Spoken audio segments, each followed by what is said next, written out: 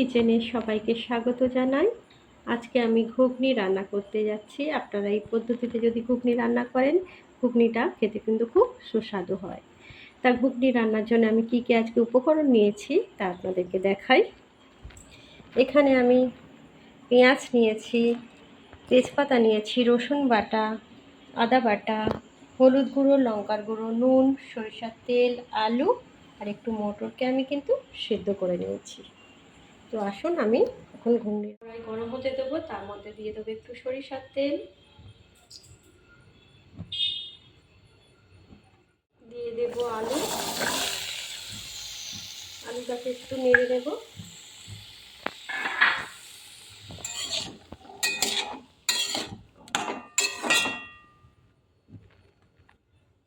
এবার দিয়ে দেবো একটু নুন, দিয়ে নেড়ে দেবো।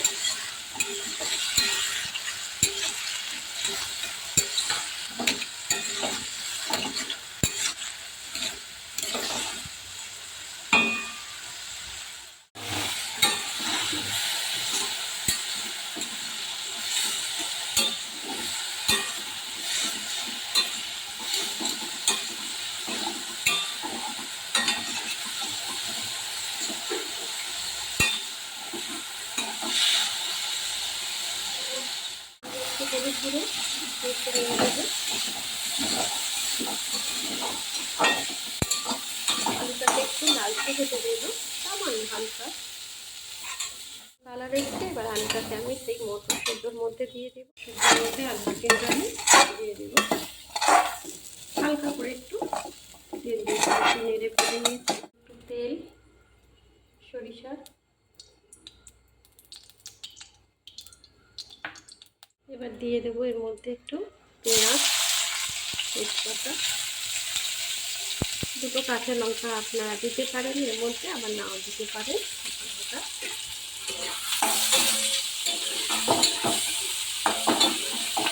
নেড়ে দেবো, একটু নাড়তে থাকবো। পেঁয়াজটা দেখুন সুন্দর একটা কালার এসছে, পেঁয়াজের মধ্যে। এর মধ্যে আমি একটু চিনি দিয়ে দেবো কালার হওয়ার জন্য, হালকা চিনি একটু নেড়ে দেবো। দেখুন পেঁয়াজটা একটা সুন্দর কালার আসছে।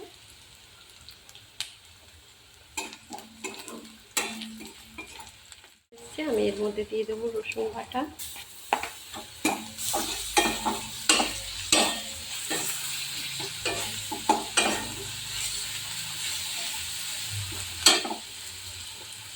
রসুন বাটা থেকে খুব সুন্দর একটা গন্ধ বেরোয়।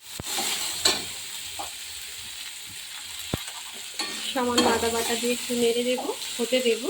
এবার দিয়ে দেবো একটা টমেটোর কথা আমি ভুলে গিয়েছিলাম, একটু টমেটো দিয়ে দেবো এর মধ্যে। এবার একটু নুন দিয়ে দেবো, দিলে টমেটোটা সুন্দরভাবে গলে যাবে। এবার এর মধ্যে দিয়ে দেবো একটু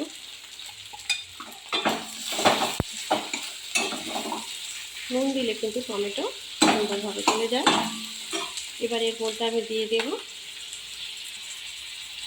নুন, দিয়ে একটু নেড়ে দেবো। দেবো হলুদ গুঁড়ো, লঙ্কার গুঁড়ো,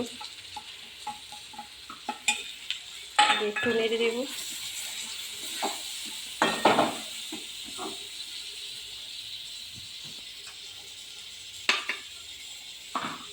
দিয়ে দেবো একটু জল, যাতে না কমে যায়।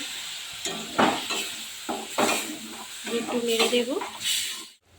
মশলা কিন্তু সুন্দর কষা হয়ে গেছে। এবার এর মধ্যে আমি দিয়ে দেবো সেদ্ধ করা মটর আর আলু ভাজা পাখি ঘুগনি। আমি সেই সেদ্ধ করা মটর ও আলুটাকে দিয়ে দিলাম ঘুগনি, দিয়ে একটু নেড়ে দেবো। এবার আমি মশলার সঙ্গে ভালো করে মটরটাকে মিশিয়ে দেব।